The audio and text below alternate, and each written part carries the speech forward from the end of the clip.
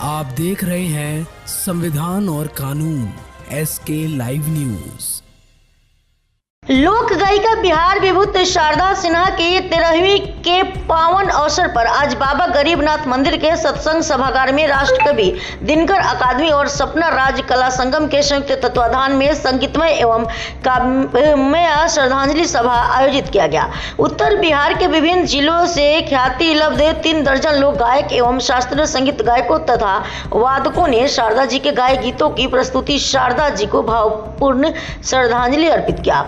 राष्ट्रकवि दिनकर अकादमी के निदेशक आचार्य चंद्रकिशोर पराशर की अध्यक्षता में आयोजित श्रद्धांजलि सभा में सर्वप्रथम सभी आगंतुक अतिथियों ने सामूहिक रूप से दीप प्रज्वलन किया तथा पद्म भूषण शारदा सिन्हा के तैल चित्र पर माल्यार्पण किया। दीप प्रज्वलन के समय डॉक्टर सिद्धि शंकर मिश्रा ने मंगलाचरण का गायन किया।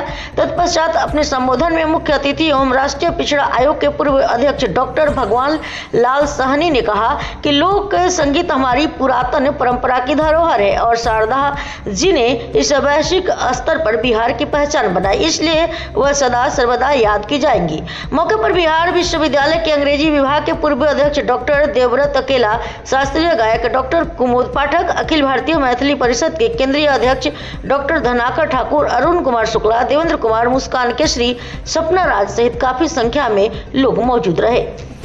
हम सभी यहाँ माँ शारदे को, शारदा पुत्री माँ शारदे को संगीत रूपी श्रद्धांजलि देने के लिए हम सभी यहाँ उपस्थित हैं।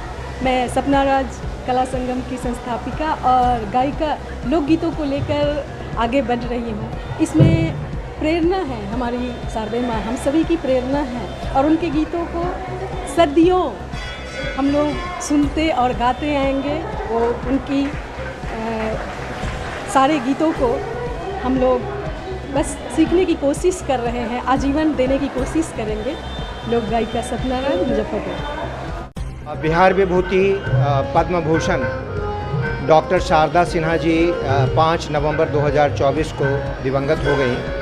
आज उनकी मृत्यु के 13 दिन हो गए। हमारे यहाँ जो परंपरा है 13वीं की, वो 13वीं के अवसर पर मुजफ्फरपुर के साहित्य जगत के द्वारा सपना राज कला संगम और राष्ट्रकवि दिनकर अकादमी के संयुक्त तत्वावधान में यहाँ बाबा गरीबनाथ मंदिर के ऑडिटोरियम में एक श्रद्धांजलि सभा रखी गई है जो काव्यमय और संगीतमय है। और यहाँ उत्तर बिहार के आधे दर्जन जिलों से करीब 3 दर्जन कलाकार उनको श्रद्धांजलि देने आए हैं। और इसकी विशेषता ये है कि सभी कलाकारों ने शारदा जी के गाए हुए लोकगीत, शास्त्रीय गीत, गज़ल और फिल्मी गीत को यहाँ प्रस्तुत कर रहे हैं।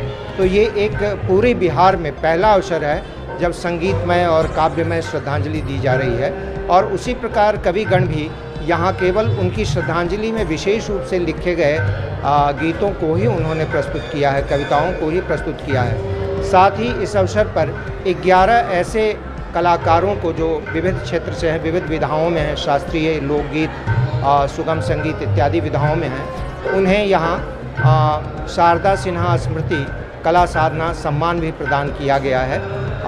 हमारी इच्छा है और हमारे दोनों ही संगठनों की इच्छा है कि हम प्रत्येक वर्ष शारदा जी की पुण्यतिथि पर कलाकारों का जमघट लगाएं और उन्हें श्रद्धांजलि अर्पित करें।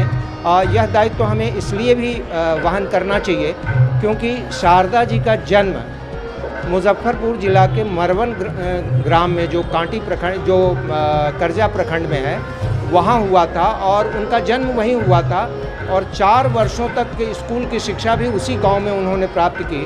उनके चचेरे नाना जी बहुत बड़े स्वतंत्रता सेनानी थे और हिंदी साहित्य के बहुत बड़े मर्मज्ञ थे। स्वर्गीय राम जीवन शर्मा जीवन, उनके सानिध्य में वो पली बढ़ी। और 1994 में हमने उनको बुलाया था, हमारी संस्था के द्वारा बुलाया गया था, हिंदी साहित्य विकास समिति के द्वारा। और यहाँ रेड क्रॉस सोसाइटी में एक जानकी वल्लभ शास्त्री की अध्यक्षता में हिंदी दिवस के कार्यक्रम के अवसर पर उन्हें बिहार विभूति की का खिताब का अलंकरण दिया गया था। और हम लोगों ने जब आग्रह किया था गाने के लिए तो उन्होंने कहा कोई इंस्ट्रूमेंट नहीं है, लेकिन अपनों के बीच क्या इंस्ट्रूमेंट की ज़रूरत है।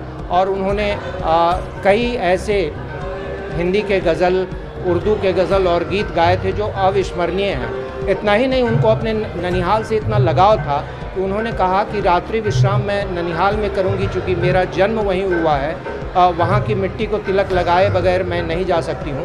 तो इतनी संवेदनशील थी वो मुजफ्फरपुर के प्रति, इसलिए हमारा विशेष दायित्व है। आचार्य चंद्रकिशोर पाराशर, निदेशक, राष्ट्रकवि दिनकर अकादमी। खबरों के लेटेस्ट अपडेट के लिए इसी तरह हमारे साथ जुड़े रहें और इस वीडियो को ज्यादा से ज्यादा शेयर करें।